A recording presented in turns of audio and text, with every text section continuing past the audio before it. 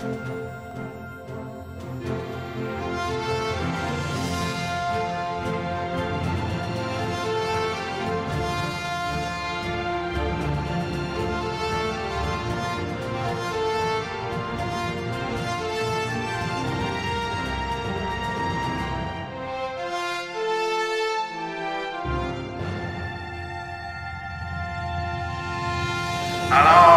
dans un premier temps, je vais juste passer un petit message d'intérêt public. À la demande du collège, on ne doit pas consommer autre chose que de l'eau dans cette salle. Donc, tous ceux qui ont amené le café, le gin, le bière, il faut aller de l'autre côté. Voilà. Donc, avant qu'on procède comme tel à la conférence et la présentation de notre conférencier de ce soir, j'aimerais inviter notre députée fédérale, Mme Charlotte Borg, à nous faire une petite annonce. On va commencer par ça. Mme Borg. Bonjour tout le monde. Écoutez, je ne prévois pas parler, donc c'est juste pour vous saluer et remercier la Société d'histoire de Terrebonne pour toutes ces conférences. Moi, je suis une passionnée d'histoire, donc j'ai couru pour venir. J'arrivais d'Ottawa, j'essaie de faire mon mieux pour être ici à ça. Oui, vraiment? Oui, oui, d'Ottawa. Oui, c'est fatigué. C'est comme ça que je garde ma forme. Mais je suis super contente aussi. On a la chance d'avoir un conseiller ville qui nous présente notre conférence aujourd'hui. Donc, apprenons un peu plus sur l'histoire, la belle histoire de Terrebonne. Puis, merci beaucoup encore une fois.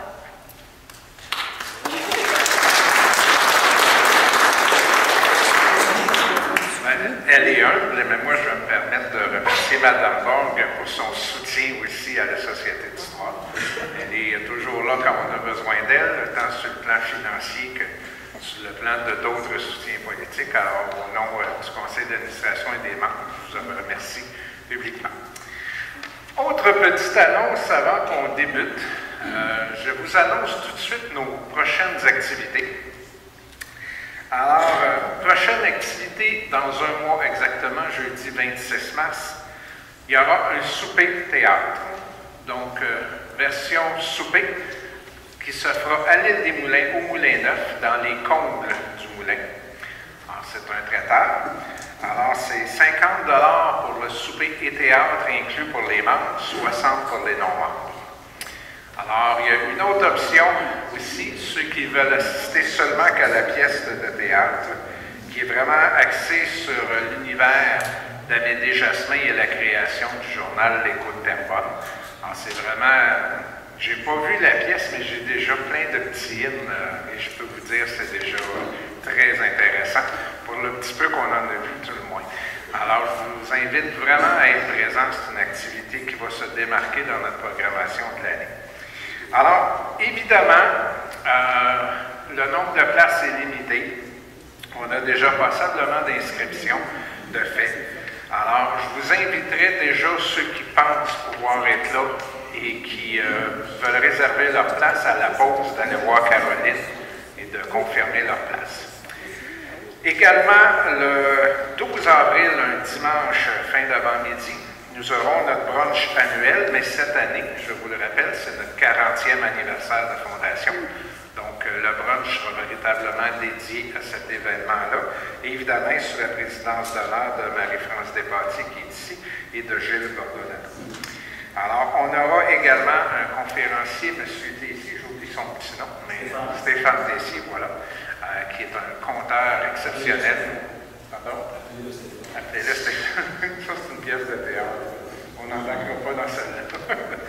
Alors, là aussi, donc, tenez-vous au courant, parce qu'on a déjà, je pense, des listes de réservation. Des fois, je ne suis pas sûr est-ce que les billets sont imprimés ou pas, mais on est prêt de prendre les noms des gens.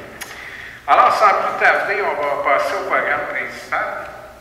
Notre conférencier de ce soir, la grande majorité d'entre vous, vous le connaissez, André Fontaine, comme on l'indiquait tantôt, entre autres conseiller municipal du quartier du Vieux-Terrebonne, natif du Vieux-Terrebonne, rue Saint-Joseph, dans le Côte.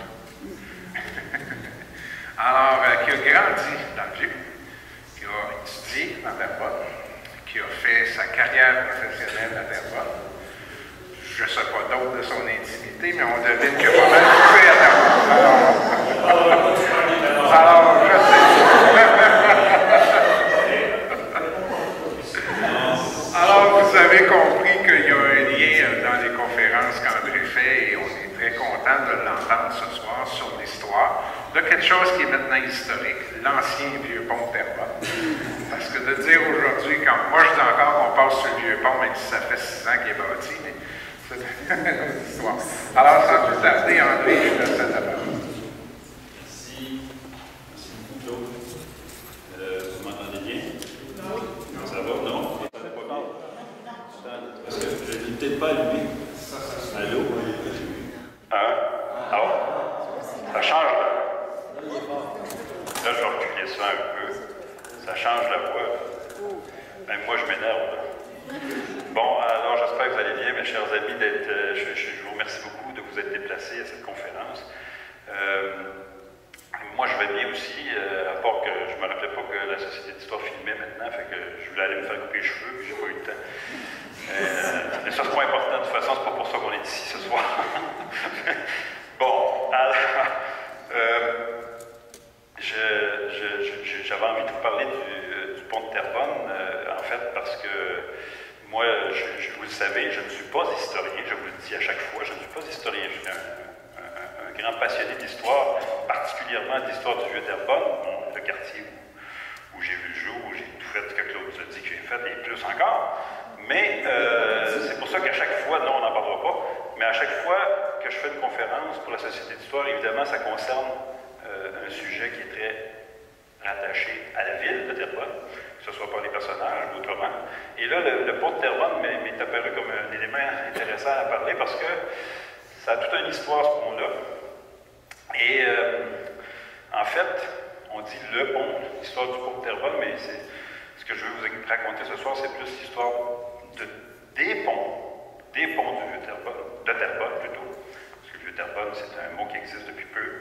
Alors, je ne veux pas juste vous parler du pont de fer construit en 1907, ça fait quand même un bout de temps, mais je veux vous parler surtout aussi, pas surtout, mais aussi de comment ça se fait qu'il y a un pont qui est arrivé là, comme ça. Il y a toutes sortes d'histoires autour de ça.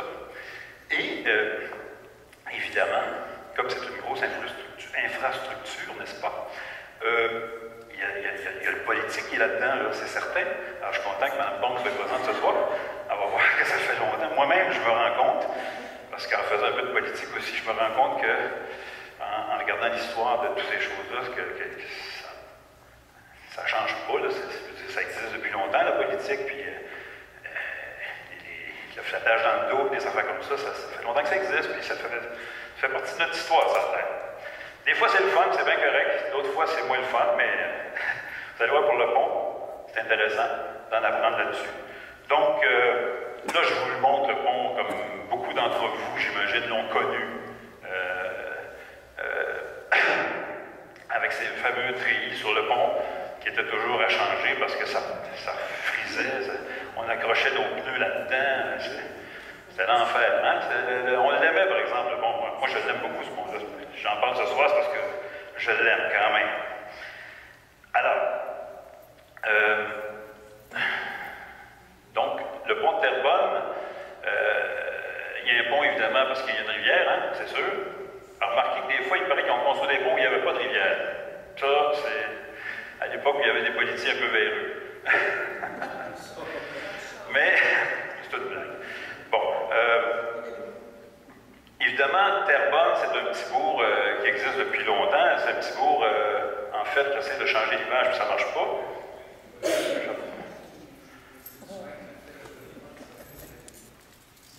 La flèche de droite? Non. OK. Merci, Claude, de me faire passer pour un nono. Ça me fait plaisir. Donc, comme je vous disais, Terrebonne, c'est depuis le 18e siècle un petit bourg qui est en formation. 18e siècle, on comprend ce que ça veut dire. Ça veut dire avant 1800, donc 1700, 1750. Ça bouge dans le petit bourg de Terrebonne, ce qui est rare parce qu'à cette époque-là, on développe beaucoup des rangs dans les villages. Alors, des petits bourgs comme ça, on en voit à Québec, à Trois-Rivières, à Montréal, c'est sûr, mais aussi à Terrebonne. Et à cette époque-là, on accède Terrebonne par la rivière, évidemment, qu'on appelle la rivière Jésus à cette époque. Il y avait bien des enfants qui s'appelaient Jésus dans ce temps-là. Puis la rivière des Mille, après ça, ça s'est appelé des Mille. Alors, à cette époque-là, le chemin, en fait, c'était la rivière. C'est par là qu'arrivaient beaucoup de marchandises, des choses comme ça. Les gens voyageaient en canot ou en bateau ou des choses comme ça. Alors, la petite flèche. Une preuve que le chemin, c'est la rivière, c'est qu'habituellement, on construit les églises devant le chemin. Et la première église, en fait, la deuxième, parce que la première était la petite église en bois avant celle-là, mais la première officielle, ils l'ont construit face à la rivière, n'est-ce pas? Alors, ça nous fait comprendre vraiment que le chemin, à l'époque, c'est la rivière, donc on ne parle pas vraiment de pont, puis on n'a pas nécessairement besoin de pont, on n'est pas là, on est ailleurs, on est dans le développement.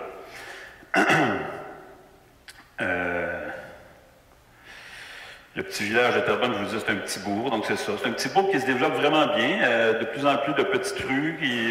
Ça ne ressemble pas encore à ce qu'on connaît aujourd'hui, évidemment, mais on parle entre autres du boulevard des Braves, qu'on appelait à l'époque rue La Trappe ou rue de la Trappe, parce que ça avait un lien avec la trappe des moulins, où l'eau tombe pour faire tourner des moulins. Alors on appelait ça la rue de la Trappe, c'était la rue qui descendait le long des moulins. On avait la rue Sainte-Marie qui s'appelait la rue de la Grosse Roche. J'imagine qu'il y avait une grosse roche au bout de la rue ou quelque chose. Hein? Je ne sais pas. On avait d'autres noms aussi, les noms changés. La rue Saint-Joseph, il y en avait deux. Il y en avait une en haut, il y en avait une en bas. Là, c'est Saint-Joseph numéro 1, la Saint-Joseph numéro 2. La rue Saint-André, elle ne s'appelait pas comme ça non plus. Elle ne s'appelait pas Saint-Ignace. La rue Saint-Ignace. Alors, ils l'ont appelé Saint-André. Je ne sais pas si c'est avant ou après que je sois venu au monde, parce que moi, je m'appelle André, mais... C'est une blague. Bon. Alors, c'est ça. Fait que le petit bourg se développe. C'est vraiment... on pense de plus en plus aussi à traverser la rivière, là, parce que de l'autre côté de la rivière, il y a Saint-François-de-Sales, qui se développe aussi. D'ailleurs, je salue les gens de Saint-François-de-Sales ce soir présents. Il y en a quelques-uns. C'est une grande histoire entre les deux. Une grande histoire d'amour, mais pas tout le temps. Alors, à partir de 1780, on décide d'installer un bac pour faire la traverse de Terrebonne à Saint-François-de-Sales. C'est pas le bac là, en question, là. Les photos n'existent pas dans ce temps-là, en 1780. Fait que c'est la fausse représentation, ça, mais ça ressemblait à ça. Ça pouvait ressembler à ça. C'est pour vous montrer, en fait, que le bac devait être même plus gros que ça, parce donc on pouvait embarquer des voitures avec les animaux et tout ça. Pour aller de l'autre côté, et vice-versa, les gens de Saint-François pouvaient venir aussi à Terrebonne. À ce moment-là, le bac en question, il se prenait par le bout de la rue Saint-Joseph. Alors, au bout de la rue Saint-Joseph, c'est là qu'on descendait pour aller prendre le bac. On traversait la rivière, ça suivait un petit peu le courant, puis après ça, on aboutissait chez un dénommé Toussaint, comment il s'appelait, là? Toussaint Marié, à Saint-François-de-Sales.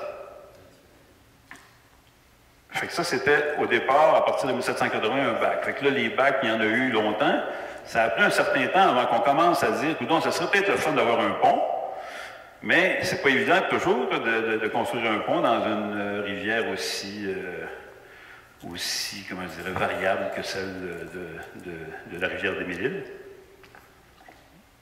Mais quand même, l'idée du pont fait son chemin tranquillement. Oups, là, je me suis trompé. L'idée, dans le fond, d'un pont germe à Terrebonne vers 1811. 1811, ça fait quand même un petit bout de temps. Là, je vous montre ça parce que ça, c'est une toile, on l'apprend souvent, ça c'est ça, on l'aime tellement, puis moi je l'aime aussi, ça fait longtemps. Parce qu'elle est extraordinaire, cette toile-là, je ne m'attarderai pas dessus trop, même si ça me tente. Mais ça, c'est le village de Terrebonne vu de Saint-François-de-Sales, en 1810. C'est un peintre, George Heriot, je ne sais pas si je le prononce comme il faut, qui peint ça. Alors, vous voyez, on voit ici la boulangerie qui est dans l'île des Moulins. C'est un énorme bâtiment. Ça vient d'être construit en 1804, fait qu'on est en 1810. C'est tout neuf, ça. Là. On voit ici aussi un moulin avec un barrage dans la rivière des Mille-Îles pour alimenter le moulin. Ce barrage-là, c'est pour amener l'eau au moulin, évidemment. Et évidemment, ça, c'est un moulin cardé la laine, je pense bien, mais ce n'est pas le moulin qu'on connaît actuellement, c'est-à-dire le moulin neuf. Le moulin neuf est arrivé après 1811, est arrivé à 1850.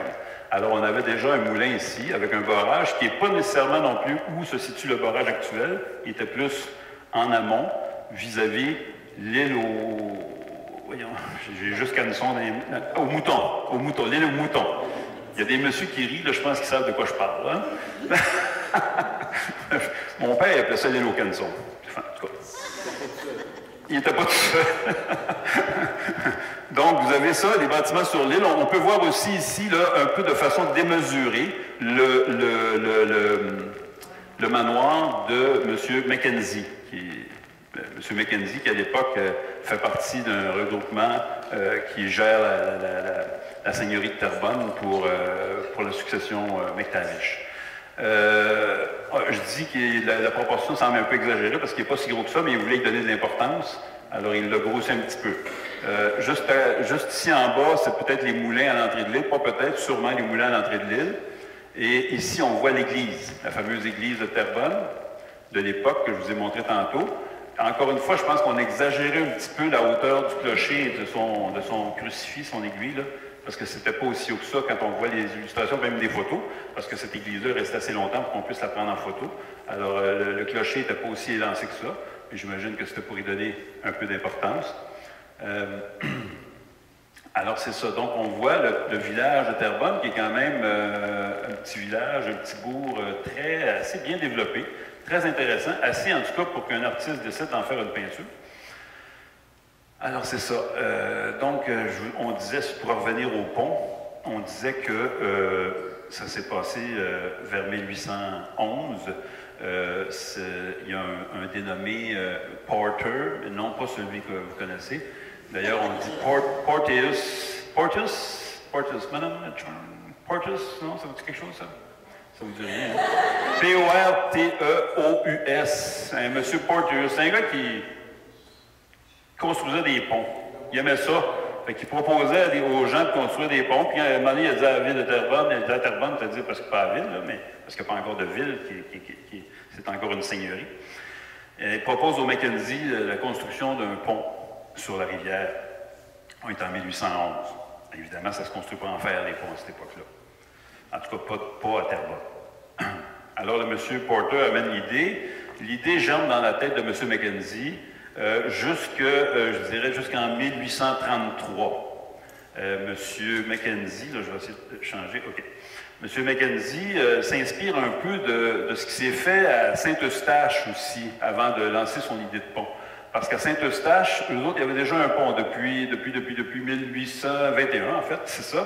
En même temps qu'on venait de finir de construire le canal de la Chine. Alors, on voit que ça bouge beaucoup autour de Montréal. Les choses se développent tranquillement. À Terrebonne, ben c'est ça, oui, M. Mackenzie, il veut lancer son idée de pont, mais il se souvient qu'à Saint-Eustache, M. Dumont, qui devait être le seigneur, j'imagine, de cet endroit-là, en tout cas un marchand important aussi, qui, lui, voulait construire un pont. Il a suggéré un emplacement qui était plus ici, à peu près, au bout de l'île. Et là, il y a d'autres marchands qui se sont opposés à ça, puis là, ça a été la grosse bataille. Finalement, c'est les marchands qui l'ont emporté, fait qu'ils ont pu construire le pont un peu plus en aval, un peu plus en face du village, en fait. Et puis là, ben, aujourd'hui, on a le pont de Saint-Eustache, c'est à peu près à cet endroit-là aussi. Donc, M. Mackenzie, pour ne pas vivre la même chose, lui, ben, il se dit, je vais informer les gens pour qu'ils puissent, qu'ils sachent que je veux construire un pont là, mais surtout ce qu'il veut faire, c'est amener des collaborateurs, des financiers pour le pont. Alors tout de suite, il décide d'intéresser des gens qui ont des moyens à cette construction de pont-là. Et il annonce, en même temps qu'il annonce qu'il veut un pont, il fait afficher sur la porte de l'église, la belle église qu'on a vue tantôt, un avertissement comme quoi il avait l'intention de construire un pont et que tous ceux qui étaient intéressés à participer au financement de ce pont-là, signez votre nom, mettez votre nom. Puis, je ne sais pas s'il allait jusqu'à leur demander combien il était prêt à mettre. Il y avait des parts, je pense, déjà établies. Tu veux prendre une part, deux parts, trois parts. Alors, il avait mis ça sur le truc de l'Église, puis il y a quand même 17 personnes qui ont signé son truc, 17 personnes, pour devenir propriétaire du pont, en tout cas gestionnaire du pont. C'est un groupe de marchands influents qui ont décidé d'y aller. Parce qu'il faut savoir aussi qu'à cette époque, quand il n'y a pas de pont, qu'est-ce qu'on fait? Les gens de Terrebonne, quand ils veulent aller à Montréal, qu'est-ce qu'ils font? Alors, ils prennent le bac, traversent, puis là, il y a un chemin qui longe la rivière ici, ils retournent, parce qu'il y a un autre bac là. OK? Alors, ils vont prendre le bac là, puis ils s'en vont ensuite au centre-ville de Montréal. Alors, Mackenzie rêve d'avoir un pont, puis de passer tout droit, puis de s'en aller rejoindre. Il veut faire un chemin pour aller rejoindre un autre pont qui est en construction, en tout cas qui est à la veille d'être réalisé, qui va traverser à Montréal, plus en ligne directe. Alors, Mackenzie réussit son coup par rapport aux gens concernant les marchands qui veulent s'investir dans ce pont-là. Ça faisait longtemps qu'il pensait à remplacer son bac parce que John Mackenzie, c'est lui qui est propriétaire du bac. Le bac, quand vous comprenez ce que je veux dire, le bateau, le petit bateau, pour transporter les gens de l'autre côté de la rive. Alors, il s'est adjoint ses collaborateurs pour être certain de ne pas passer à côté. Et il propose de former une association pour bâtir le pont. Comme je vous ai dit tantôt, il y a 17 personnes qui se sont présentées devant l'Église pour signer le petit papier. J'ai ici un extrait de ce que ça avait l'air, parce que ça, c'était cloué sur la porte de l'Église. Puis ça disait, je vous résume ça rapidement, là, Terrebonne, 10 octobre 1833, proposition pour former une association pour bâtir un pont de péage, évidemment, il sera à péage, le pont, parce qu'il faut le payer, hein, qui communique... Ça n'a rien à voir avec le pont Champlain, par exemple. Je ne sais pas pourquoi ça m'est venu en pensant à ça. Qui communiquera de Terrebonne à l'île Jésus. Les citoyens du village de Terrebonne qui désirent former une société pour les fins ci-dessus mentionnées sont priés de mettre leur nom sur la liste. Alors, c'est ce qui se passe. C'est ça, comme je vous disais tantôt, c'est divisé en 24 parts ou actions de 25 livres chacune. Fait que c'est ça. Fait que il y a quand même 17 personnes qui ont signé ça. Je vous en nomme quelques-uns. Évidemment, là, vous envoyez M. John Mackenzie. Là, les photos, c'est bien de valeur, mais je ne peux pas avoir des photos où ça se passait tout en même temps. Là-dessus, ils n'ont sûrement pas toutes ils ne sont pas à la même époque, même période. Mackenzie est pas mal jeune, là. Il était, dans le temps, il mettait son truc écossais. Joseph Turgeon et Germain Raby. Alors, John Mackenzie, c'était le seigneur, propriétaire du bac, qui voulait avoir le pont. Joseph Turgeon, il était mêlé, il était en politique, puis il était député, je pense, hein, Claude? Il était député, puis il habitait à Terrebonne depuis peu, ou en tout cas, il en contrôlait pas mal. Puis il y avait notre ami à tous, Germain Raby. Vous connaissez Germain Raby? Oui. Oui, ici ça dit oui, mais là-bas, j'entends pas des gros oui. Je vais vous expliquer rapidement. Germain Raby, en fait, c'est un marchand dans Terrebonne, assez important, qui s'est impliqué pendant longtemps dans le développement des moulins à Terrebonne, parce qu'il a travaillé pour les Écossais, puis il est devenu aussi l'intendant, le gérant de M. Masson, M. Joseph Masson, quand celui-ci a acheté la seigneurie de Terrebonne. Alors c'est Germain qui s'est occupé, je l'appelle Germain, parce que ça fait longtemps que je le côtoie avant l'île des Moulins, et le bureau seigneurial, ça devait être sa maison, puis son bureau, fait que on en parle souvent de M. Raby.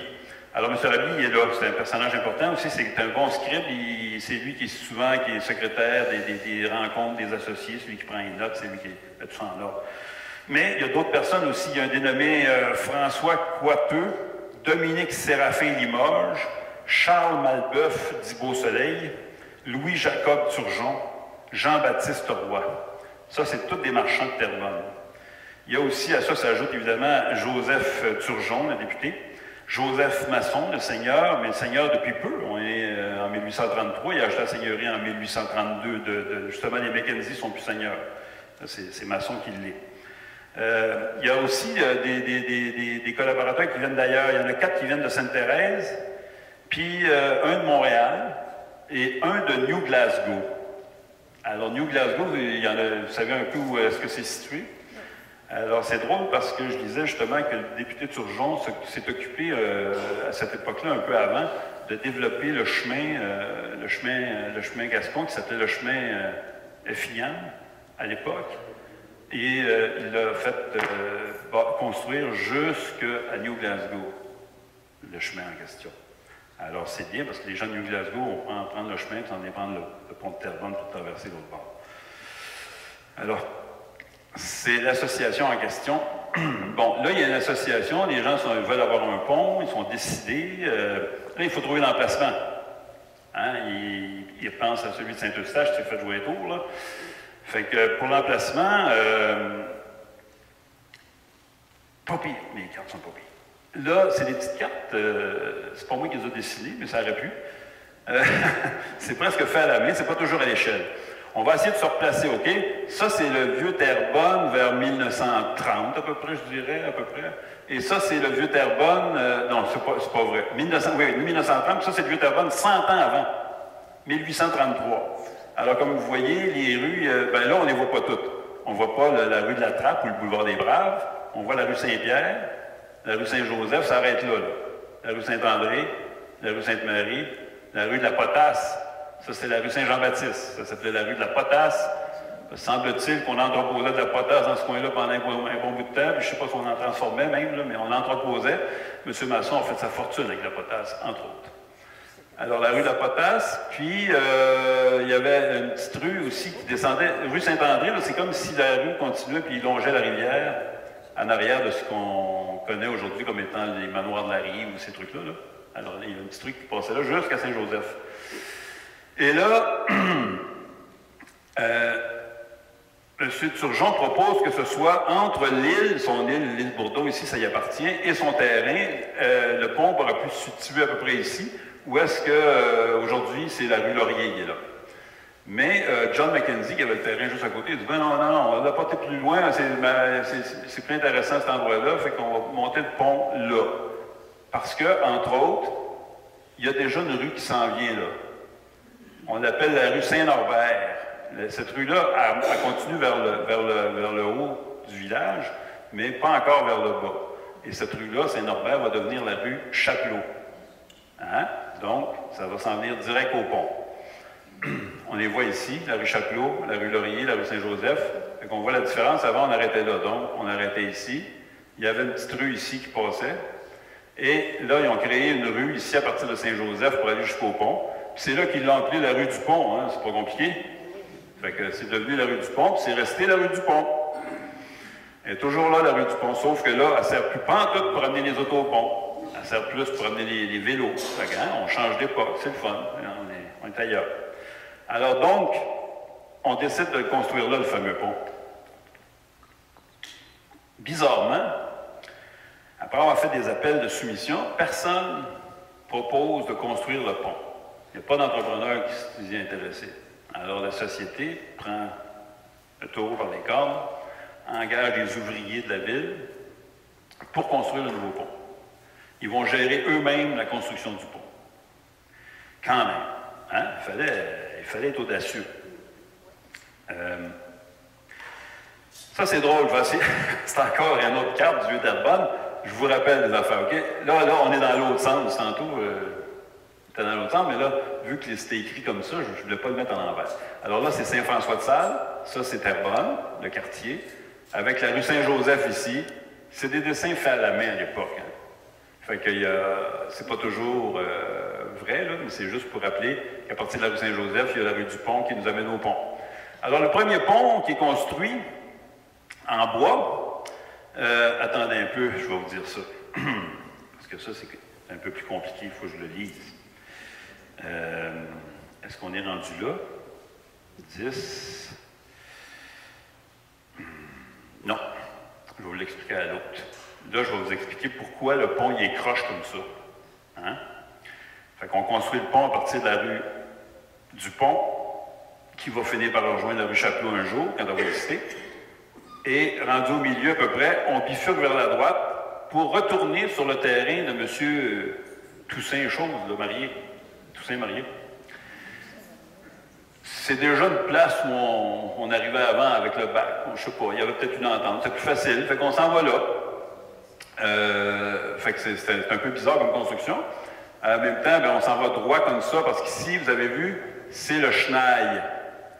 Le chenail, le chenail, n'est-ce pas? Alors, le chenail, c'est l'endroit où la rivière est la plus profonde.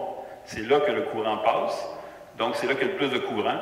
Donc, il faut que ça soit solide, plus encore, parce que l'hiver, quand les glaces partent, ils peuvent aller cogner plus rapidement là-dessus, là, parce qu'on est dans la partie où il y a du courant. D'accord? L'été, vous allez le remarquer, si vous regardez l'été, quand la rivière descend, baisse, là, parce que c'est la sécheresse, vous allez voir qu'il n'y a presque plus d'eau ici, mais ici, il y en a encore beaucoup. Alors, il y a le courant qui passe. Mais cette façon de faire le pont n'a pas résisté longtemps. Je pense qu'au bout de 3 ans, on a mis le pont droit, puis on a eu une entente avec celui qui habitait l'autre bord, dont j'oublie le nom.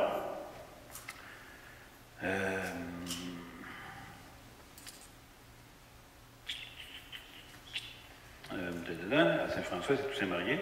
Le pont, 3 ans plus tard, ouais, c'est ça. On leur met, c'est un dénommé Paul Labelle, qui est de l'autre côté, et avec qui on s'entend pour faire un accès. Évidemment, c'est avantageux pour les personnes de l'autre côté d'avoir l'accès du pont, parce qu'après ça, ils peuvent vendre les terrains, ils peuvent profiter de l'achalandage et tout ça. Alors, le fameux pont, pour le construire, ben, ça nous prend quand même une espèce de plan, parce que c'est bien beau utiliser les gens de Terrebonne pour le construire, mais ça prend un plan. Alors, il y a un dénommé Gigon qui propose une façon, une armature du pont. Et lui, ce qu'il propose, c'est que l'armature du pont porte une seule arche là où le chenal passe. Et cette arche sera supportée par deux piliers. D'accord? 2 piliers. Ça, ces piliers-là, vous savez comment on faisait ça à cette époque-là? On faisait des boîtes, des grosses caisses en bois, grosses caisses en bois, et on remplissait ça de pierre. Alors ça restait. On est sur le galet. On est sur le galet de la rivière. On dépose la boîte de bois, gros bois épais, solide, à la bonne hauteur, on remplit ça de pierre, puis là, ça devient notre pilier. Puis là, après ça, on va pouvoir accoter des traverses là-dessus pour aller de l'autre côté. Avec toute une méthode d'ingénieur extraordinaire dont je ne peux pas vous parler ici. C'est ça. Leurs bases vont être faites de façon à briser les glaces qui viendront s'y heurter au printemps. Et un 3e pilier serait érigé sur la batture. Pour le reste, c'est des chevalets qui seront bâtis à tous les 30 pieds. Ouais. Et ils seront insérés dans des caissons. Alors, des piquets en bois qui seront insérés dans des espèces de petits caissons, encore en bois, remplis de pierre. On met ça là-dedans. Alors, ces chevalets-là, on utilise des pinettes rouges, du pain, de la pruche, pour exécuter tous ces travaux-là. Et le pontage, lui, sera le dessus du pont, ça sera de la planche, de la grosse planche de pruche de 2 pouces d'épaisseur, le vrai 2 pouces. Dans ce temps-là, il n'y avait pas de... Hein, c'était le vrai 2 pouces. Aujourd'hui, c'est plus ça. Là. Ça fait longtemps que c'est plus ça. Puis sur un des piliers, évidemment, on n'oubliera pas de construire la maison du gardien en charge du péage, ainsi que ses dépendances. Habitait-il là-dedans, Claude? Pas dans le poste de péage. Alors, il y avait une maison à côté. OK. Ça a plus d'allure, je me dis, il n'habitait pas là. D'accord. Alors, c'était pas clair. Parce qu'il disait, selon construire la maison du gardien en charge du péage ainsi que ses dépendances, semblable à celle du pont Porteus. Alors, voici, ça, je vous parle du pont de bois. Celui qu'on voit là, il est photographié. Alors, c'est pas celui de 1811, sauf qu'il pouvait y ressembler un petit peu, qu'on peut dire, sauf qu'on avait augmenté, si vous voulez, les piliers qui sont dans le chenal, n'est-ce pas? Mais on avait toujours cette espèce d'armature que moi, je me dis, j'aurais pas posé là, me semble. En tout cas. Alors, c'est ça. Puis, donc, ici, je vous ai expliqué un peu l'armature du pont, qui a été construit par les gens de Terrebonne, étant donné qu'on n'a pas eu de personne pour... Là, on le voit du côté de Saint-François-de-Sales. Alors, vous voyez les poteaux qu'on plantait dans des espèces de petits caissons de bois pleins de pierres, parce qu'il ne peut pas planter dans le galet, là. Ça ne rentre pas, là. Tu sais. Pas ça, encore bien moins dans ce temps-là. Mais tout ça était supporté par le poids. Puis là, ben, on traversait tout ça. Alors, de toute façon, même si on utilise des ouvriers de Terrebonne, le pont est construit et même plus vite que prévu, imaginez-vous. Les gens, ils devaient avoir le goût d'en avoir un pont. Hein? Quand tu fais un bi, là, on veut un pont, on va en avoir un pont. Alors, le 6 novembre 1835, le pont est terminé. Le lendemain, des experts en la matière, quand même, viennent vérifier si le pont est sécuritaire. On parle de M. Joseph Lajeunesse et de M. Whiteside. Ils en font l'inspection et déclarent le pont satisfaisant. L'œuvre est maintenant accessible au public. Allez-y. Voyez.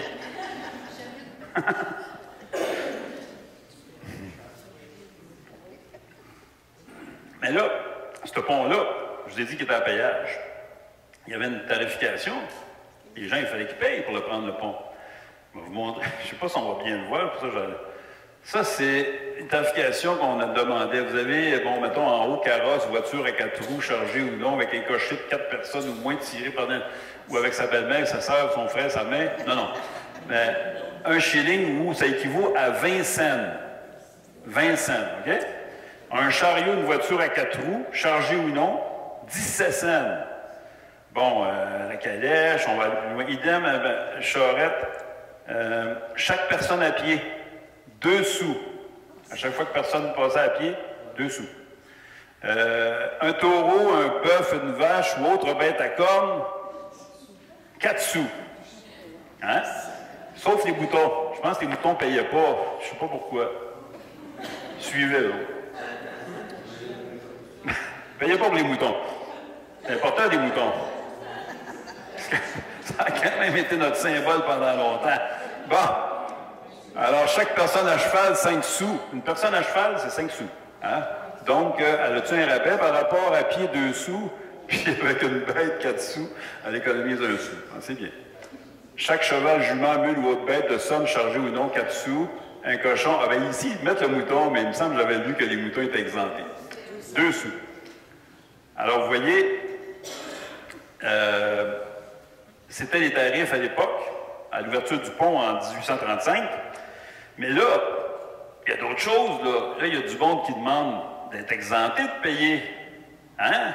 Il y en a tout le temps des comme ça qui disent, ben moi, je ne devrais pas payer. Je passe là pour aller faire. Fait que là, on a comment... Les premiers qui demandent de ne pas payer, c'est les sœurs de la congrégation de Notre-Dame. Pourquoi vous riez? Les autres, il y avait un couvent juste pas loin, en tout cas, il y a encore des traces de ça, là, à côté du théâtre du Terrebonne aujourd'hui.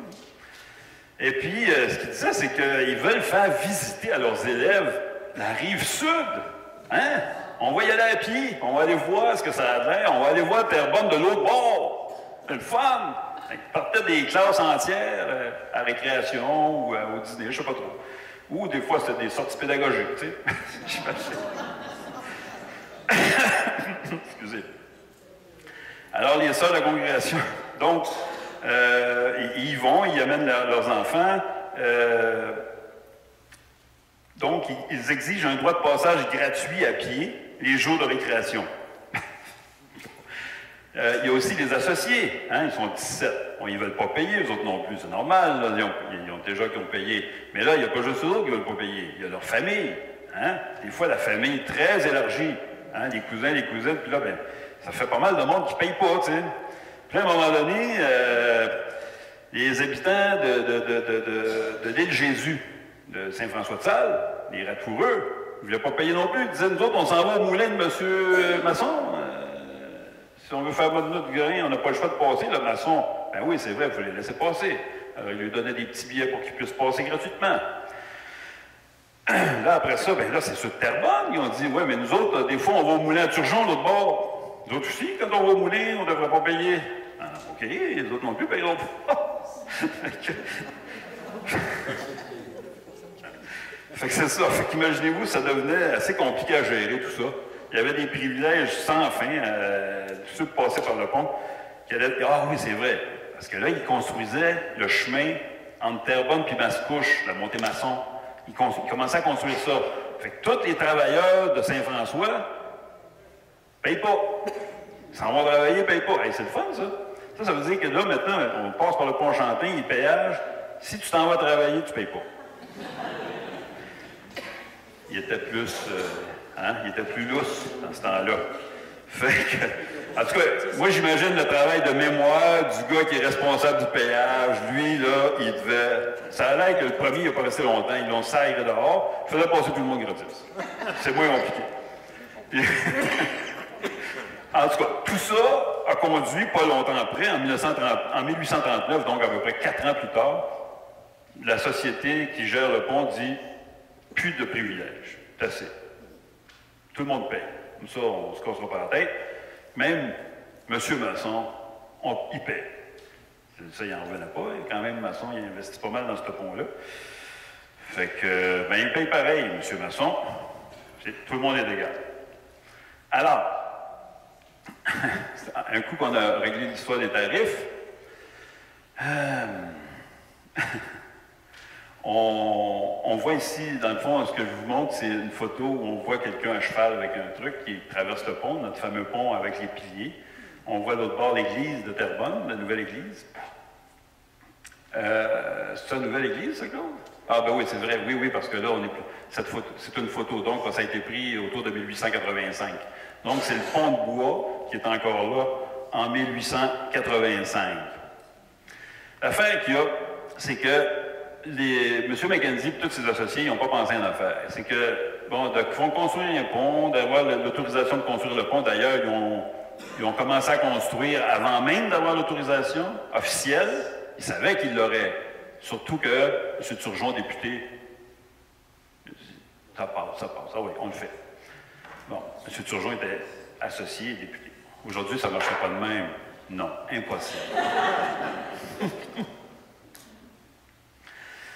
Mais là, c'est ça. Mais le vrai problème de ces gens-là, c'est pas le péage, c'est pas la construction du pont, c'est pas d'avoir la permission, c'est la rivière elle-même, c'est les glaces de la rivière. C'est ça qui va être complexe parce que dès la première année, le pont, une partie du pont est endommagée par la débâcle du printemps. Les glaces de la rivière au printemps sont une cause annuelle d'ennui. À chaque année, ça cause des problèmes. Dès 1836, comme je vous disais, là, on ne voit pas, regardons ça, j'ai mis ça en rouge, c'est-tu niaiseux? Alors, en 1836, un an après, en 1844 et en 1845, le pont est presque tout emporté par la débâcle. Ces 2 hivers-là, 2 fois. À chaque fois, on construit. Hein? Puis, comme le péage est gratis pour bien du monde, ça ne rapporte pas assez pour payer. Là, on est endetté. À chaque fois qu'on est endetté, à qui qu'on demande pour prêter de l'argent pour continuer? Monsieur Masson. Alors, M. Masson met de l'argent. Quand il meurt, M. Masson, il est propriétaire de 78% des parts, à force de mettre de l'argent dedans. En 1862, le pont est tellement endommagé qu'on songe à le remplacer complètement, faire un nouveau pont. Bon, l'a-tu fait, on ne l'a pas fait, on ne sait pas, mais en tout cas, c'est dit qu'il est pas mal magané, alors c'est peut-être juste une rénovation qui a coûté à peu près 1 200 $. En 1874, on rénove encore une fois le pont. Il est encore trop endommagé, plus ou moins entretenu, fait qu'en 1874, on le rénove encore presque au complet. En 1883, on doit refaire le pont. On doit le refaire au complet, le pont. Donc, vous voyez, c'est presque constamment la débâcle de 1896 emporte une partie du pont. C'est tout le temps, ça va pas bien le pont. 1887, les glaces arrachent à peu près la moitié du pont. Les revenus de péage, comme je vous disais tantôt, sont pas très bons, fait que ça aide pas pour réparer le pont. Alors, c'est M. Masson qui en devient presque propriétaire à 78%. Après sa mort, ben, c'est sa femme à laquelle le reste des parts. Puis à partir de 1887, là, c'est la succession Masson, les enfants de Mme Masson, avec Louis-Rodrigue Masson en tête, qui s'occupe principalement des affaires du pont. Donc, on commence à parler de faire un pont permanent. Là, on est tanné du pont. Fait que là, un pont permanent, on reparle encore de l'emplacement du pont. Où est-ce qu'on le met, le pont? Un beau pont en fer permanent, on le met où? Plusieurs propositions. Au pied de la rue Saint-Joseph, un pont. À peu près à la même place que celui en bois, mais un petit peu plus en aval, plus proche du chemin de fer. Ou encore, une idée un peu farfelue, à partir de la place publique ici, on traverse la pointe de l'île des Moulins, la pointe de l'île Saint-Jean, puis on traverse l'autre bord. Ça, c'est des propositions qui sont faites par les travaux publics en 1888. Juste pour vous donner un peu plus de détails par rapport à celui-là, qui se passe par l'île des Moulins, on voit ici un dessin de M. Atkinson qui nous montre l'entrée sur l'île des Moulins. Hein? Ici, on a l'île des Moulins, l'île Saint-Jean, Saint-François, puis là, le Terrebonne. Alors là, on prend, mettons, la rue Saint-Pierre, ou à peu près. On s'en vient traverser sur l'île. En 1887, les bâtiments qu'on connaît aujourd'hui sont là. Donc, il y a le bureau seigneurial en rentrant, les moulins à côté. Et là, évidemment, c'est pas fait à l'échelle, ce dessin-là. Donc, le chemin passe entre le moulin neuf et la boulangerie pour traverser à l'île Saint-Jean, sur la pointe de l'île Saint-Jean, et retraverser la rivière au complet. Cette idée-là est considérée comme un peu trop farfelue, et on l'oublie.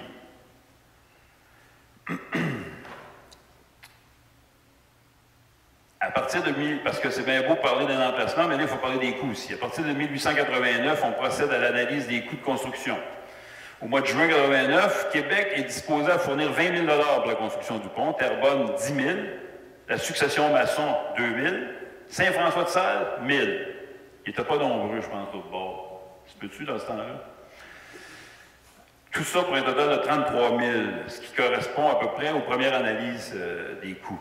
Mais en septembre, des nouveaux chiffres rebondissent, puis là, le gouvernement dit non, ça coûterait 44 790. Et là, ben, comme la ville, les gens qui sont les partenaires qui sont là ne sont pas prêts à aller plus loin. Bon, c'est sûr que bon, il faut que le conseil soit d'accord aussi, puis c'est pas tout le monde qui est d'accord. C'est beaucoup d'argent. C'est comme ça que ça se termine, les négociations, les intéressés ne voulant pas augmenter leur participation financière au projet. Alors, encore, à partir de 1889, pendant plusieurs autres années, le pont doit subir les assauts continuels de la débâcle.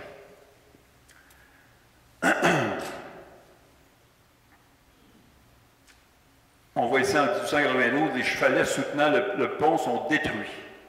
Là, vous voyez qu'est-ce que ça donne, là, comme toute la petite passerelle là, sur des poteaux là, qui allaient jusqu'à Saint-François. Ici, elle n'est plus là, il n'y en a plus. Il y a juste la partie un peu plus solide qui est bâtie sur des blocs en pierre, qui est encore là, mais il y en a un petit bout qui est arraché. Là, on ne voit pas bien parce que, mais si on peut se rapprocher de la photo, vous voyez ici, il y a quelqu'un d'assis. C'est un enfant qui regarde les gens qui sont en train de regarder les dommages puis qui vont se mettre à travailler. Alors, en ce temps-là, il n'y en avait pas d'allergie, puis il n'y avait pas de maladie, il n'y avait rien. Les enfants s'assoyaient sur le bord du pont, qui était à la veille de partir avec le courant. Tu sais. On voit ici les glaces.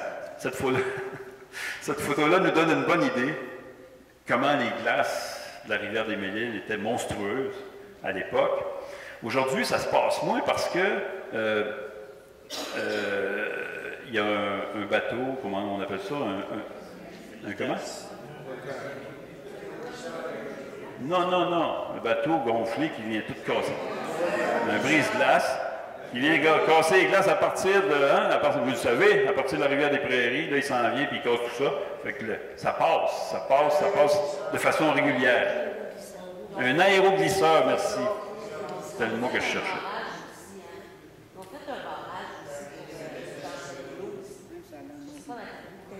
Bien, il y a des barrages, oui, vous avez raison, il y a une série de barrages dont le barrage de l'île des Moulins actuel fait partie. C'est une série de barrages pour contrôler la crue des eaux, pour pas qu'elle arrive toute trop vite en même temps. Mais le fait de briser la glace en avant, ça aide beaucoup parce que là, l'eau n'est pas retenue, là, ça ne monte pas. Parce que là, l'eau était retenue par la glace en avant, elle montait, elle venait arracher le pont. Alors, c'est ça. Vous voyez, en 1892, là, on est vraiment tanné, on n'en peut plus, on dit il faut faire quelque chose. En 1894, c'est toujours les maçons qui gèrent le pont. Les maçons décident, au lieu de faire un pont permanent, un pont qui est là tout le temps, ils en font une partie, ils appellent ça un pont volant, imaginez-vous. Ils le défont, ils le défont à l'approche de l'hiver, puis ils le remontent au printemps. L'hiver, évidemment, quand la rivière est gelée, on passe directement sur la rivière. Et là, ce que vous voyez, c'est quand même courageux. Ils partent sur la rivière avec les espèces de petites arcades en bois pour aller les planter plus loin. Hein. Ils n'étaient pas équipés comme aujourd'hui, là. Hein. Alors, ils allaient installer le pont volant à tout le printemps. Ça devait être quelque chose, ça devait être le fun. On n'a pas entendu qu'il y avait du monde mort noyé. Rien. En 1906, les propriétaires, les maçons, la succession maçon, décident d'abandonner leur droit d'opération du pont de Terrebonne, et ça en vertu d'une charte. Il y avait le droit d'exploiter un pont à Terrebonne, c'était en vertu d'une charte. La charte prenait fin en 1884. On était en 1906, ils s'en occupaient encore, ils payaient encore. Et là, ils ont décidé d'arrêter ça, le pont volant, puis tout, ils ont dit c'est fini. Ça a permis à la ville de Terrebonne, de l'époque, de pouvoir prendre en main le pont et de se décider. Parce que les tergiversations qui datent depuis quelques années au Conseil, qui n'arrivent pas à se décider pour investir de l'argent puis de construire le pont, mais là, il va falloir qu'ils apprennent la décision. Je pense qu'on est prêt à ça, mais ça, vous allez savoir ça après la pause. Revenu, maintenant, ce qui va se passer à Terrebonne après ça, c'est que là, on va parler des vraies affaires. On va parler du vrai pont permanent, en acier, à l'épreuve, de la débâcle, à l'épreuve de tout. C'est ce qu'on espère. Alors, il y a des plans qui sont faits. Regardez, je vous montre ça, c'est beau, hein? Ça, c'est des vrais plans. Ceux-là, ils sont à l'échelle. Alors, des plans. Première proposition de plan pour bâtir le pont. Alors, c'est des ingénieurs du ministère des Travaux publics qui effectuent une série de plans en vue d'un futur pont à Terrebonne. Fait que là, on parle sérieusement, là. Il se passe des choses.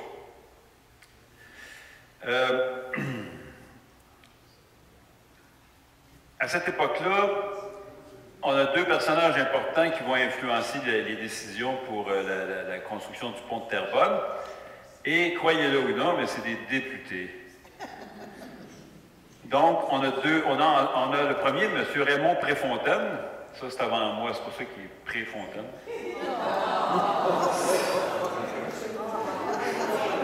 Il fallait que je fasse rire un peu, parce que des fois, le break. Alors, M. Préfontaine, il est ministre fédéral de la Marine et des Travaux publics. Bien, la Marine inclut les travaux publics à cette époque-là.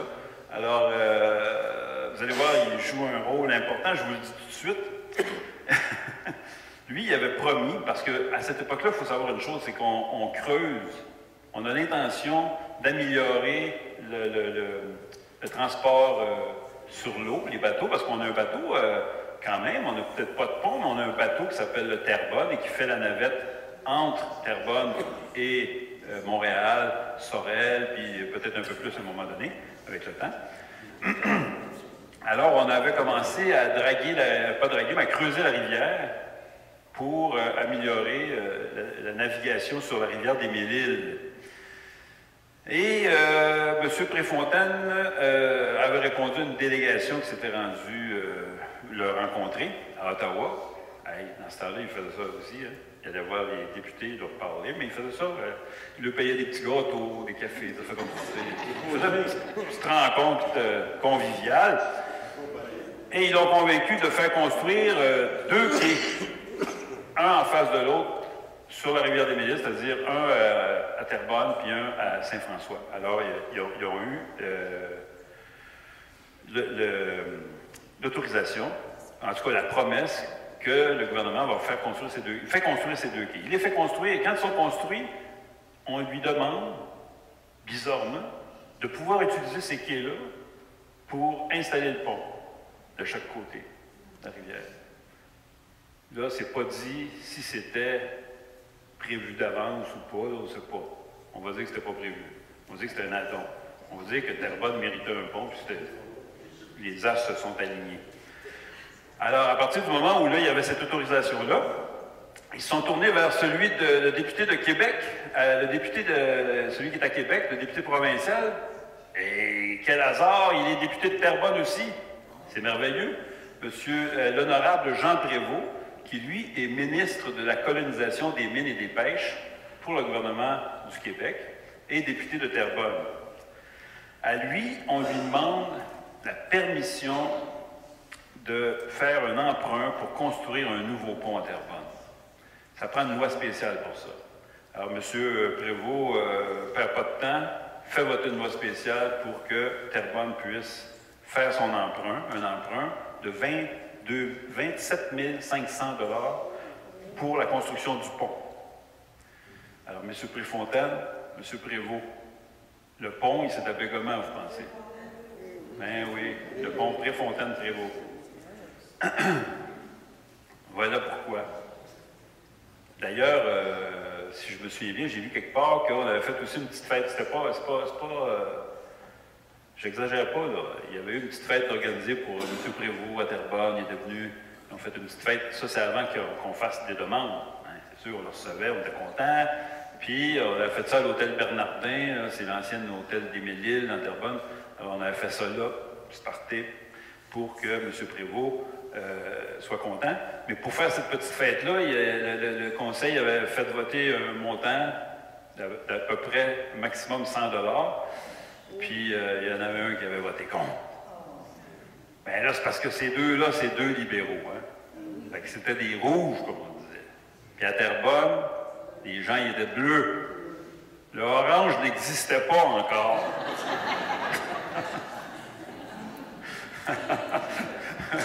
Mais vous savez tous, l'histoire politique du Québec, bleu-rouge, ça a été longtemps ça. Hein? L'enfer est rouge, le ciel est bleu, etc. Mais Terrebonne, si je ne me trompe pas, à cette époque-là particulièrement, c'était plus bleu que rouge. Alors, il fallait négocier avec des députés rouges, imaginez-vous. Bon, fait que c'est ça. Alors, ça c'est le fun, ça donne le feu vert, là. Le ballon est dans le camp de la ville de Terrebonne, n'est-ce pas? Et à cette époque, on a un maire qui a été élu en 1905, donc un an avant la grande décision, qui est M. Ernest Séraphin Mathieu. Mais M. Mathieu n'est pas un étranger des conseils municipaux. Il était déjà employé de la ville quelques années auparavant. Il était secrétaire trésorier, je pense, à la ville. Alors, il connaît la patente. C'est un homme assez ouvert, assez cultivé, ouvert. Ça, c'est la maison qu'il habitait, Ernest Séraphin Mathieu. Elle se trouve en face de l'église. Vous la reconnaissez, vous la replacez? On la voyait plus dans ce temps-là, il y avait moins de juste en haut de la côte. Ouais. Alors ça, c'était la maison de M. Ernest Séraphin Mathieu.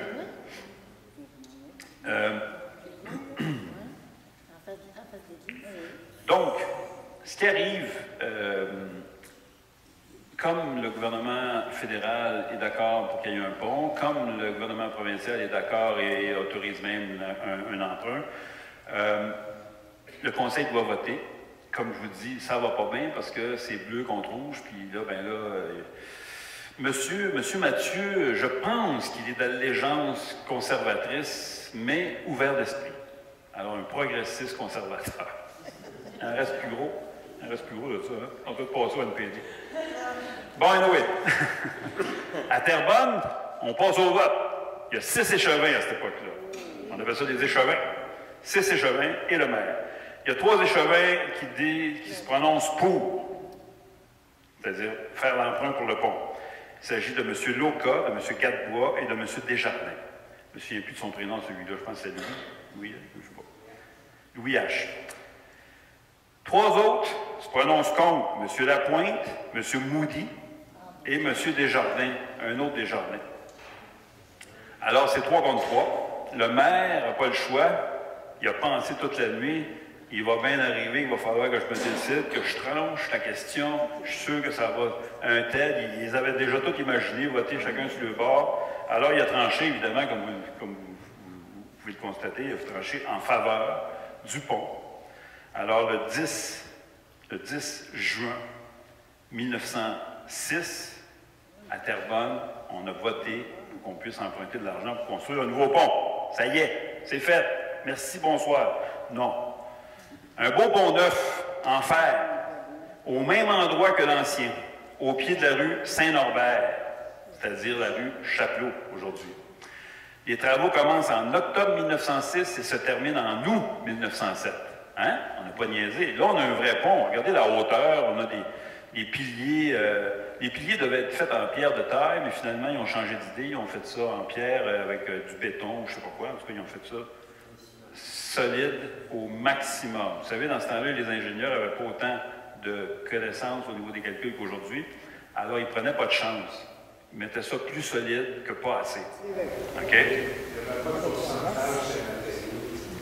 Non plus. Mais là, Claude, c'est toi qui le dis, c'est pas moi. Bon.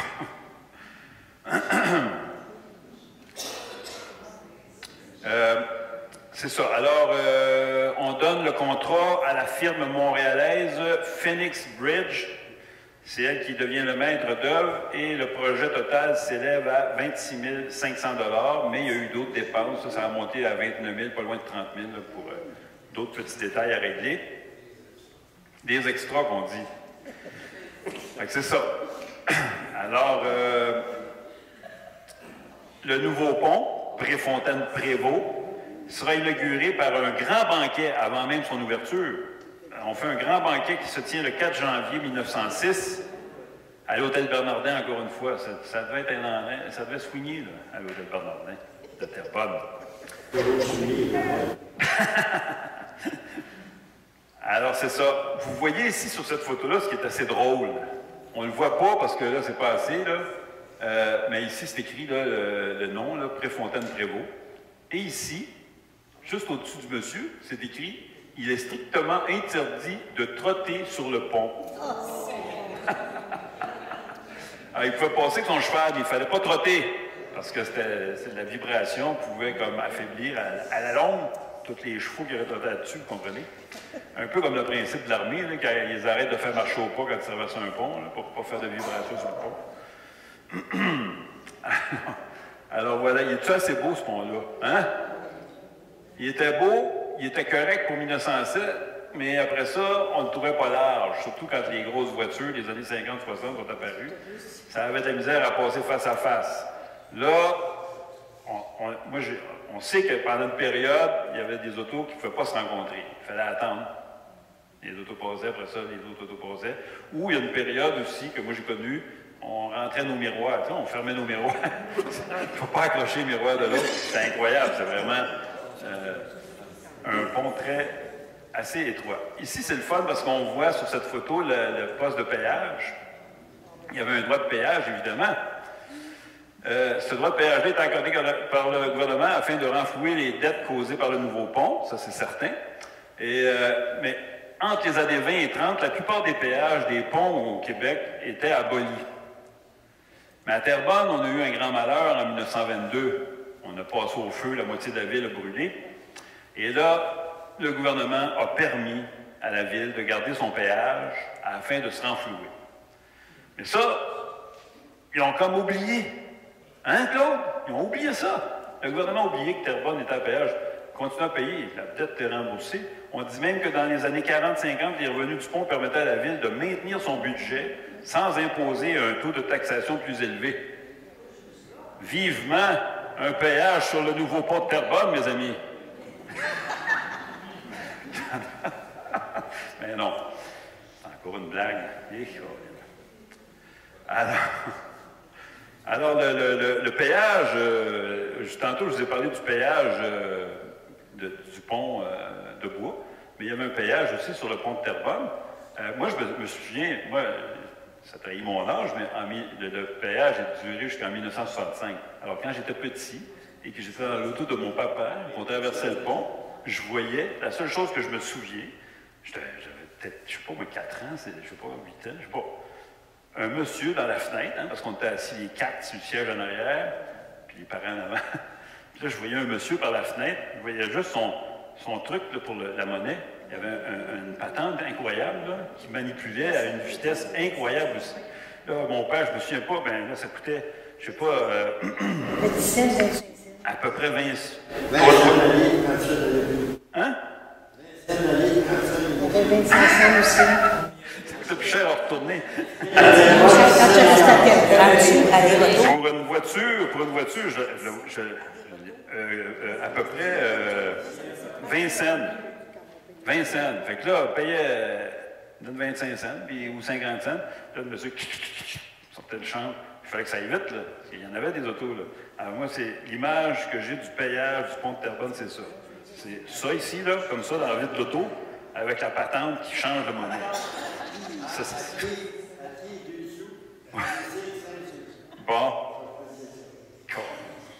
Alors, c'est ça. Puis il y avait aussi pour les... Parce qu'il y avait encore des voitures avec des chevaux. Les voitures traînées par 2 chevaux, c'était 20 cents. Moi, je comprends pas. 20 cents de retour, 10 cents... Non. Ça marche pas, ça. Alors, il y avait un paiement pour ceux qui étaient de l'extérieur. Ceux de Terrebonne payaient moins cher.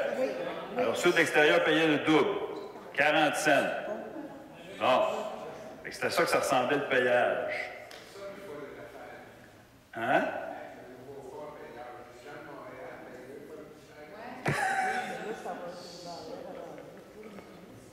Ça peut être dans l'autre sens, Claude. Alors, le pont, même s'il est bien beau, même s'il est bien solide, même tout, on s'aperçoit qu'avec son utilisation, il est très, très, très utilisé, ce pont. Déjà, il faut le réparer souvent.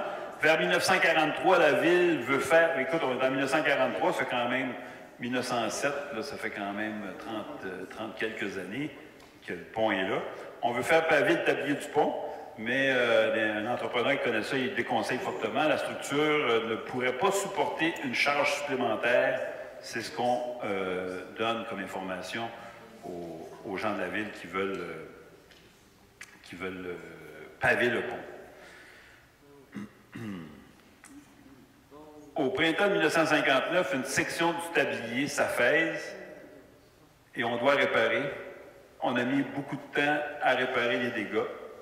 Ça occasionne des problèmes de circulation, évidemment. Alors, mais déjà, on commence à trouver que le pont, il y a de la misère. Il ne faut pas oublier non plus, le pont a souvent besoin d'être réparé. À la fin des années 50, il est considéré comme dangereux.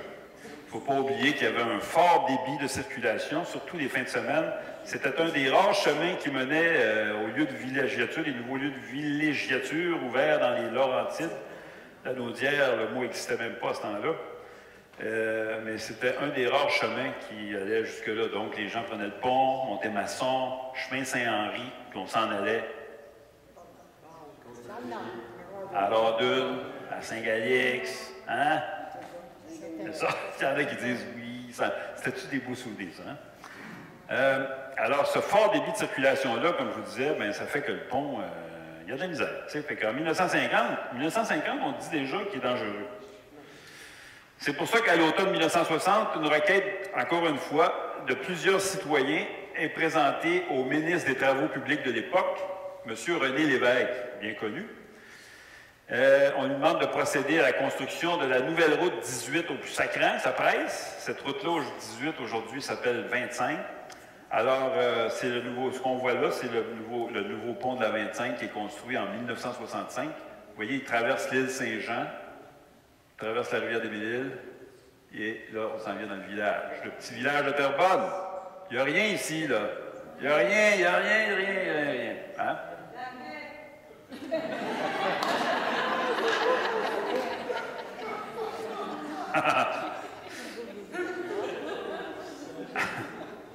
Alors voilà, c'était...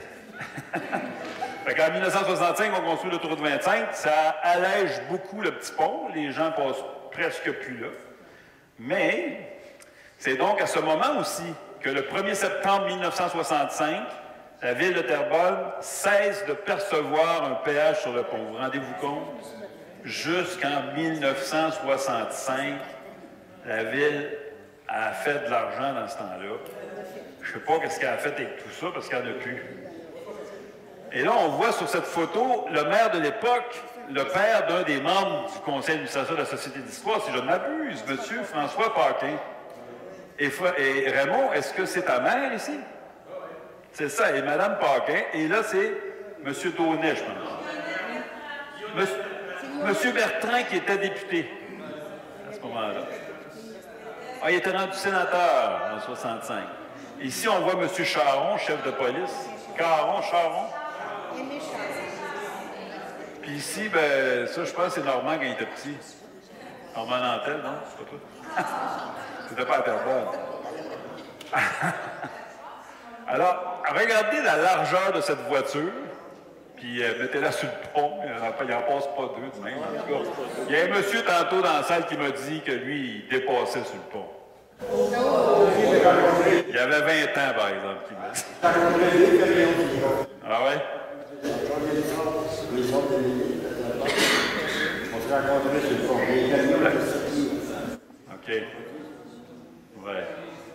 Alors, c'est ça. Fait qu'en 1965, le péage est arrêté.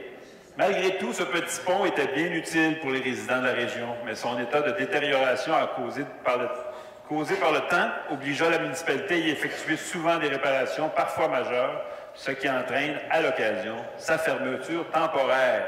Là, on voit le pont de Saint-François, de Salles, évidemment, pour s'en aller à Terrebonne. Une vieille photo encore.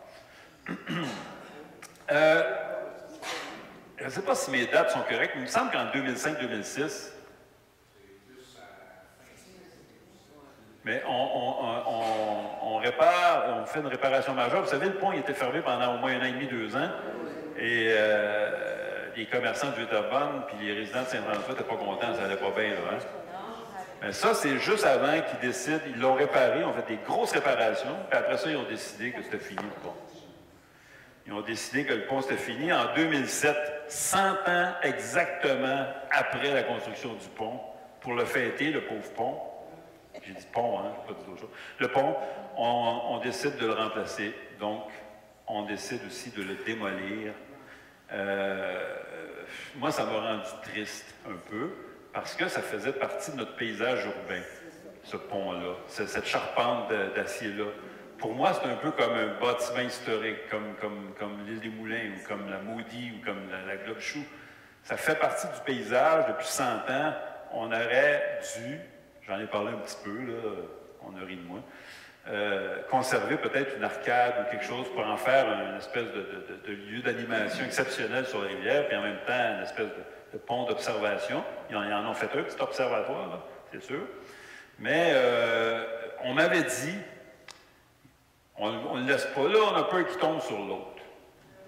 Fait que là, ça m'a fait rire parce que quand ils ont voulu démolir, quand ils ont démoli ils ont démoli le pont, ils ont été retardés parce qu'ils n'étaient pas capables de démolir les fameux piliers en béton que je vous disais tantôt qu'on faisait plus fort que passer parce qu'on ne savait pas exactement. Fait que ça a été beaucoup plus long que prévu de démolir les piliers. Alors là, on voit le nouveau pont qui est en construction, l'ancien pont qui est là, mais qui ne sert plus là. On a coupé les accès au pont. On va procéder à son démantèlement. On va enlever les... on voit là, on voit encore mieux, là. On voit là.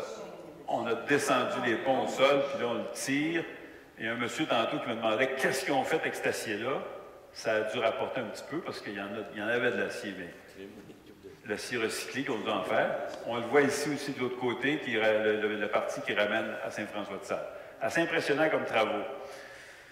Fait que c'est ça. Moi, je l'aimais bien, ce petit pont-là. Lui, il est bien beau. Notre nouveau pont, il est plus space, hein? Il est plus 2010. Il est le fun, il est bien pratique surtout, il est plus large, il y a une piste cyclable, on a plein de gains avec ce pont-là, mais on a perdu une espèce de paysage qui était dans notre mémoire collective. Fait que moi je l'aimais bien, on le voit encore, là, le petit pont, c'était merveilleux. Tout ce qu'on a pu garder de ce pont-là, c'est une partie de la structure pour en faire un monument commémoratif. On le voit ici. C'est un peu triste qu'il reste juste ça, là. Mais au moins il y a ça. Vous savez comment ils ont appelé ça, cette sculpture-là? Ils ont appelé ça, c'est le fun par exemple, ils ont fait un beau travail. Ils ont appelé ça « au gré des courants ». Hein? Et non pas au gré du vent, au gré des courants. Alors, le vieux pont de Terrebonne a contribué au développement économique de la ville et de toute la région et aujourd'hui se transforme en vecteur de mémoire grâce à cette sculpture. Cette œuvre d'art poursuit de manière symbolique son rôle dans le transport de la communication, mais cette fois pour commémorer notre histoire. Alors, on a fait la forme du socle rappelle un des anciens piliers de ciment qui supportait le pont.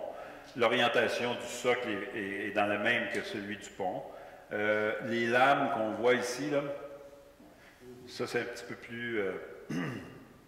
ils sont des enfilades, des passages qui vont dans tous les sens. Comme l'évolution, rien n'est vraiment linéaire. Les filiations et les liens proviennent de plusieurs directions. Les gens sont arrivés d'un peu partout et l'ensemble du territoire se développe tous azimuts. Ça, c'est effectivement vrai aujourd'hui. Et en plus, ce qui est intéressant, semble-t-il, c'est que ces lames-là réfléchissent la lumière, donc la lumière de l'eau qui réfléchit sur les lames, ça vient amener le mouvement. Des fois, les artistes... Alors voilà, fait que, il y a 4 lames. La première lame, la plus haute,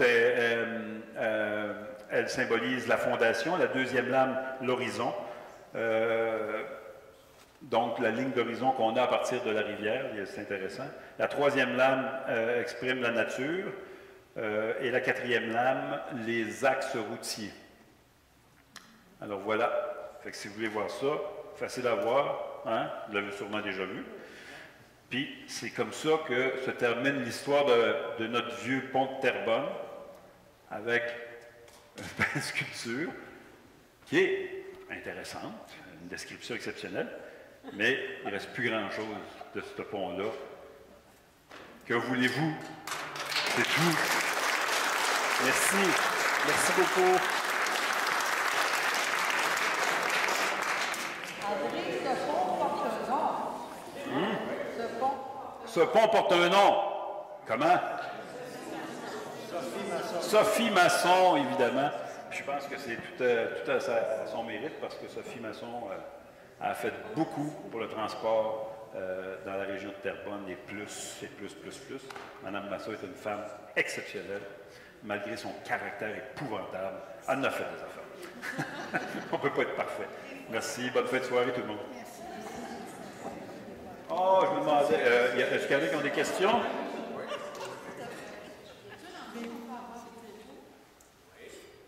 Y a-t-il un endroit où on peut avoir des photos du pont?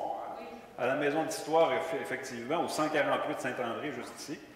Vous pouvez, il y a une collection de photos là, incroyable, là, toutes numérisées. Ils viennent à peu près toutes de là, évidemment. Mais c'est sûr que si vous allez aussi sur Internet, vous tapez Pont Terrebonne, images, vous allez en trouver une couple. Mais pas autant qu'à la Maison d'Histoire. Oui. Il y a d'autres questions? Monsieur? Tu as connu le pont de glace? Le pont de glace, moi? Non. Moi, je n'ai pas connu ça. Non. Il est trop jeune pour ça. Ça doit être ça, c'est parce que je suis trop jeune. Pont de glace.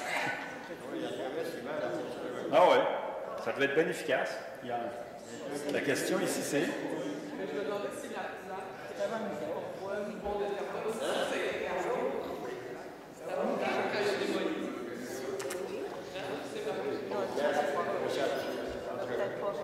On me demande si la pancarte pont Préfontaine-Prévost a été conservée. Ah, ça, c'est une bonne question. Je pense qu'elle s'est fait voler. Juste avant qu'ils démolissent le pont. Mais là, c'est sûrement quelqu'un qui avait un intérêt à l'histoire, mais ça fait bizarre, parce que tous ceux qui ont intérêt à l'histoire ne sont pas de même. Là, ils ne vont pas voler des plaques. Je me demande, d'abord, quand il était construit, de quelle façon il a été financé? Celui-là, il a été financé à l'aide d'un prêt. Le gouvernement a autorisé la ville à faire un prêt pour construire le pont, 27 000 quelque chose. Mais après, ils ont donné un octroi. Hein? Ah, le pont actuel, ça, je ne pourrais pas vous dire. Mais le pont de fer, le gouvernement aussi a donné un octroi, il appelle ça de même. On appelle ça subvention, je ne sais pas quoi. De 11 000 $ pour la construction du pont de fer, qui en a coûté à peu près 30 000. Qui a bâti le nouveau pont? Ton tracteur, Ça, c'est pas dans l'histoire encore, fait que... Je ne peux pas vous le dire. Venez dans 15-20 ans. Malheureusement, excusez-nous, mais on ne sait pas. C'est pas Tony Arcurso, là. Je pense pas. Peut-être. Il est peut-être pas loin. Infrabec. Les gardiens, C'est vrai. Ben, les gardiens, comme... J'avais lu quelque chose là-dessus. Hein? À l'époque du pont de bois, les gardiens changeaient souvent. Parce que c'était pas facile de gérer le pont à cette époque-là. Tout le monde. Puis après ça, ben c'est ça, le monsieur est en train d'en nommer, mais il y en a eu une couple de gardiens du pont, le pont de fer, là, il y en a eu plusieurs. Mais il fallait. Les gardiens du pont, c'est des employés municipaux, c'est des fonctionnaires. c'était des Les employés de la ville, des fonctionnaires. Les premiers fonctionnaires. J'ai dû y aller à 3, puis ils se relayaient les 3. Ils me demandaient, ils ont monté à 4 et à 5, et les gens ont commencé à avoir des congés. Dépendamment des époques, Ils ont parti, ils travaillaient à l'Université de l'éducation. Il y en a qui met, Michel Capuy, et il y en a les deux autres qui connaissent.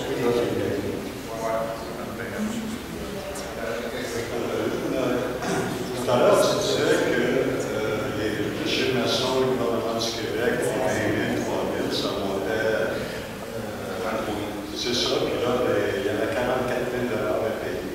On est curieux, 20 années après, ou à peu près, c'est de 26 000, je sais pas, vraiment des gens. C'est vraiment curieux. C'est un croissant, il me semble que On tombait dans d'autres choses. C'est comme si à l'époque, ici on s'interroge sur le fait que c'était plus cher de construire un pont de bois que le pont de fer. Il faut savoir que dans les années 1890, au pont, on avait eu l'idée à l'époque de construire une ligne de tramway en Montréal et puis on pensait faire les plans du pont pour faire passer des tramways de banlieue. Les tramways de banlieue, ceux qui ont connu le tramway de Montréal, c'était plus gros que les tramways de ville. Alors, c'est quasiment un wagon de train. Alors, il y avait une compte de ça, je pense que c'était un devis pour faire passer un chemin de fer. On s'est arrêté pour un pont plus résistant. Une autre question ici, puis À ce moment-là, quand il y avait le pont de bois, est-ce que le pont du chemin de fer existait? il est arrivé, le pont de bois était là encore quand le chemin de fer était là, le pont de fer. il y a des projets. Non, 1979. mais il était reconstruit aussi. Oui, je sais que les piliers sont en pierre. Ouais, des belles pierres. Même le bourgeois quartier, Moi, ce que j'aimerais voir, c'est le point financé par le gouvernement provincial pour faire le plan de subvention de 525 000 $. 525 000 le gouvernement provincial, c'est de payer le nouveau pont. C'est pas comme